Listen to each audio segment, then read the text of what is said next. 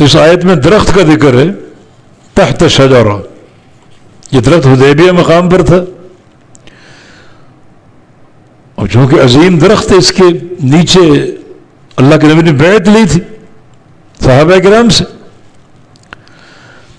اور جن لوگوں کے عقیدے کچے ہوتے ہیں وہ اس قسم کے مقامات پھر تبرک لیتے ہیں، ان کے عقیدے خراب ہو جاتے ہیں اور طرح طرح کی شرکیات میں بدعات میں مبتلا ہو جاتے ہیں. اللہ تعالیٰ کی حکمت، اللہ تعالیٰ نے وہ درخت لوگوں کے ذہنوں سے بھلا دیا. صحابہ کے اگلے سال ہم گئے وہاں کیونکہ عمرۃ القضاء کرنا تھا، طے یہ ہوا تھا اس سال عمرہ نہیں کر سکتے، اگلے سال کرو گے. اگلے سال عمرہ کرنے گئے، وہیں سے گزرے تو درخت ہمیں پتہ نہ چل سکا کون سا. یعنی 2 صحابی بھی اس درخت پر متفق نہیں ہو سکے. حکمت الہیہ عقیدے کی پختگی کے تعلق سے وہ درخت اگر پتہ چل جاتا، اس کی اگر نشاندہی ہو جاتی تو مسلمان پھر اس درخت کے نیچے کیا کچھ کرتے. آج طرح طرح کے درختوں کو یہ پاکیزہ اور بابرکت سمجھتے ہیں.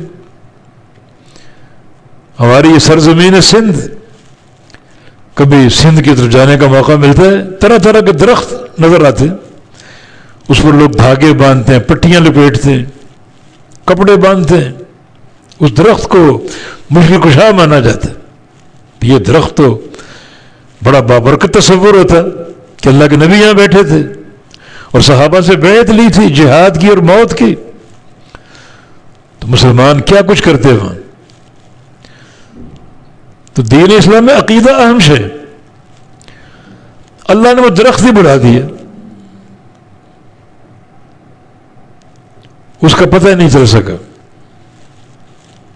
بعض تابعین نے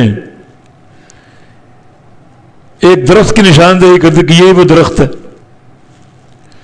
محمد بن سیرین محدث ان کے پاس گئے، سعید بن مسیب کے پاس گئے کہ بعض لوگ کہتے ہیں کہ فلاں درخت ہے.